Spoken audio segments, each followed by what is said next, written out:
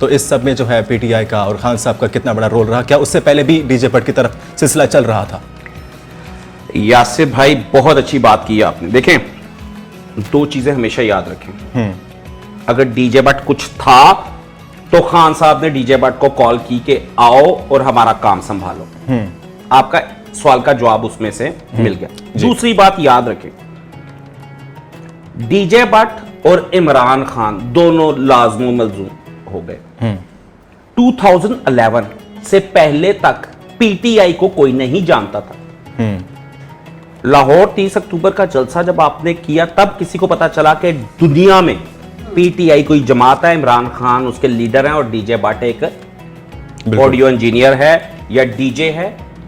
और मैं सबसे पहले रब का शुक्र अदा करता हूं कि अल्लाह पाक तेरा शुक्र है कि पाकिस्तान के कोने कोने में हर बंदे ने मुझे जाना, मेरे काम को सराहा, मुझे सराहा। मेरे साथ बैठी है सवेरा,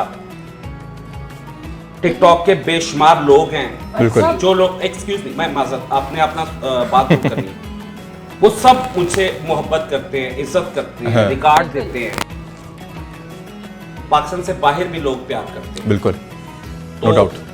खुदा के बाद अगर मैं किसी का शुक्रिया अदा करता हूँ ना दुनिया में, यहाँ पर पाकिस्तान में, तो वो इमरान खान है, जिनकी वजह से मैं जाना नहीं। लेकिन मैंने आपको सारी बातें बताई हैं, क्लियर की है। ठीक है, खान साहब मेरे लीडर थे, हैं और रहेंगे इंशाल्लाह। बिल्कुल।